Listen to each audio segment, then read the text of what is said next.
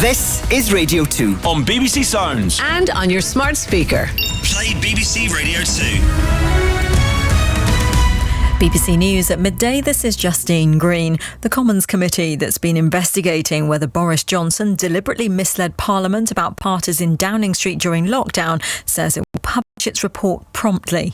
The former Prime Minister stepped down as an MP with immediate effect yesterday after having a first look at the findings. He's accused the MPs investigating him of being determined to force him out. The committee, which is led by a Labour MP but has a Conservative majority, said it had followed procedures at all times. Labour's Deputy Leader Angela Rayner accused Boris Johnson of letting down the public in the most devastating way. He basically was partying and lying to them at a time when they couldn't see their loved ones, and that's unforgivable. And the fact that he cannot recognise the damage that he's done, and he's tried to stuff the Lords with people that propped him up and helped him and assisted him at that time, shows us that actually he had no respect for the British public. It was all about Boris, and it's always been all about Boris to him. Sussex Police have confirmed they're assessing allegations of medical negligence at the Royal Sussex County Hospital in Brighton. The Guardian newspaper is reporting that the deaths of up to 40 people between 2015 and 2020 are being looked at. It says the claims concern alleged failings in neurosurgery and general surgery and were made by two consultant surgeons who lost their jobs after whistleblowing about patient safety. A spokesman for the hospital trust said it was cooperating fully. The President of Colombia has called it a magical day after the rescue of 4 children who'd been in a plane crash in the Amazon forest more than a month ago. Their mother was killed along with the pilot and co-pilot when their small plane came down. The children are aged 1, 4, 9 and 13.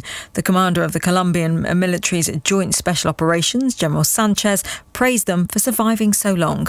Los más valientes fueron nuestros 4 menores. Our 4 children were the bravest ones. They didn't have the equipment, the technology, nor the capacity we deployed. They only had a will to live. Who really did the job were the combined units of indigenous communities and the military.